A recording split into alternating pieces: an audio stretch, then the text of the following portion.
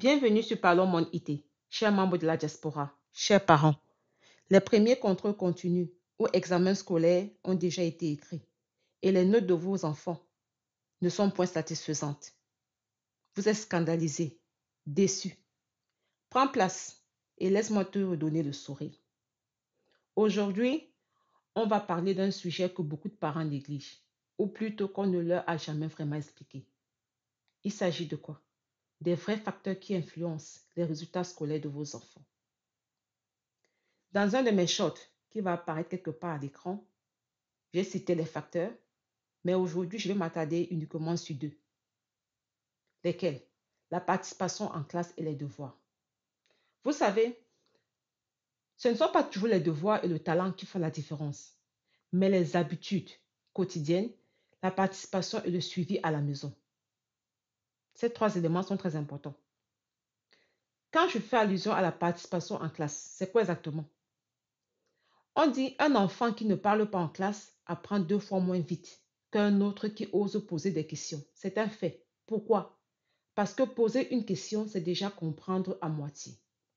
Quand l'enfant interagit, il renforce sa mémoire, il structure sa pensée et surtout, il gagne en confiance. Très important.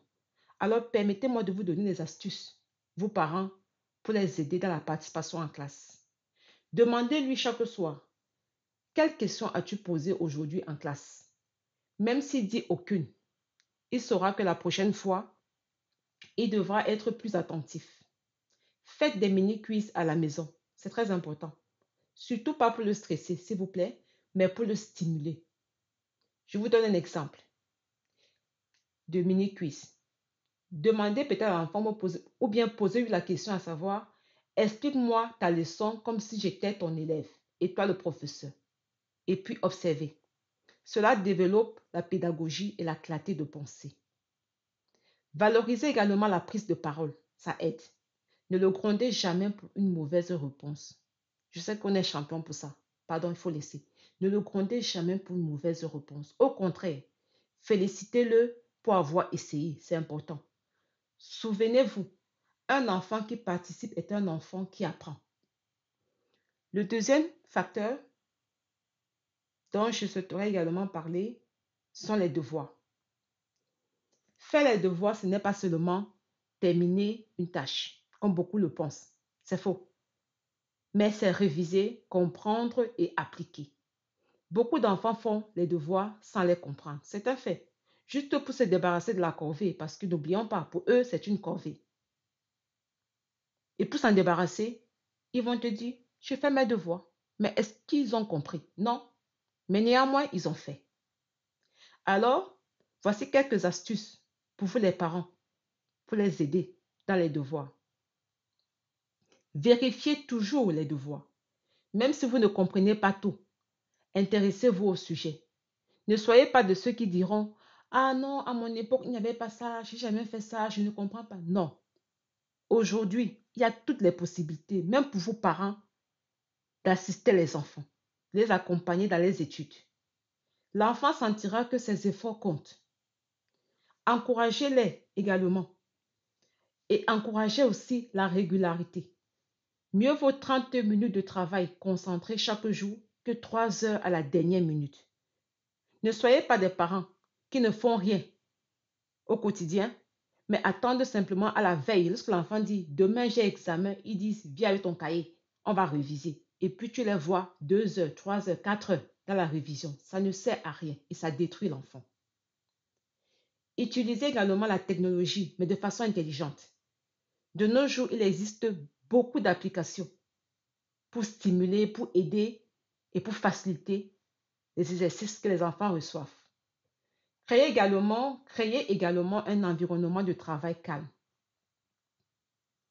Pas de télé, pas de téléphone, juste un petit coin tranquille, vous voyez, bien éclairé.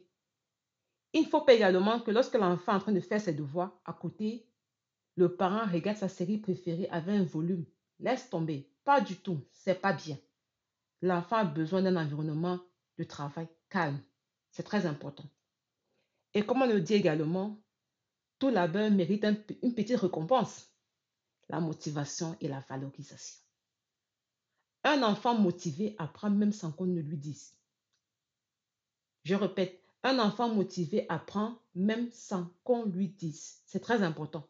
Mais un enfant démotivé, par contre, même avec les efforts, les meilleurs coups du monde, ne retiendra presque rien. C'est comme ça. Voici également quelques astuces pour garder la motivation. Célébrer les petites victoires. C'est quoi les petites victoires? Les bonnes notes, une amélioration, une belle présentation, tout compte. Si votre enfant, par exemple, lors d'un examen, d'un précédent examen, a eu la note de 8 sur 20 et que cette fois-ci, il ramène un 10 sur 20, ne soyez pas le parent qui dira, tu as même fait quoi? Où est l'amélioration? 8, 10, où est la différence? Il y a une différence. Le 8 n'est pas le 10 et le 10 n'est pas le 8.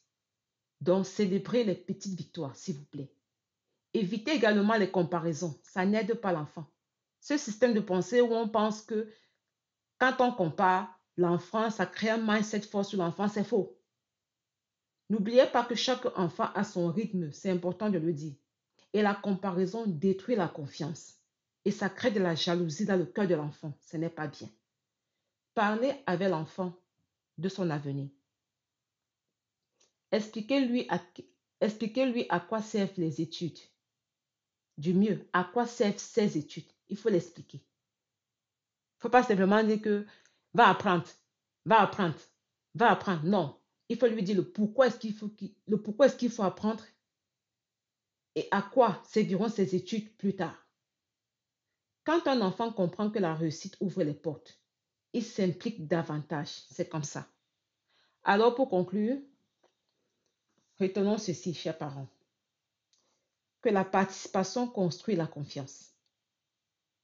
Les devoirs développent la discipline et la motivation forge la persévérance. Donc, c'est un travail d'équipe. L'école, la maison et l'enfant. Trois acteurs pour le développement et pour la bonne réussite de l'enfant. L'école, la maison et l'enfant. L'école fait pour lui. La maison, c'est qui? C'est vous, les parents.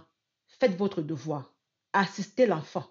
Ne soyez pas les parents laxistes. Ne soyez pas les parents paresseux. Ne soyez pas les parents irresponsables. Assistez l'enfant. Accompagnez cet enfant dans ses études. Et lui, l'enfant également, il doit s'asseoir et prendre conscience que son avenir est entre ses mains. C'est nous, parents de la diaspora,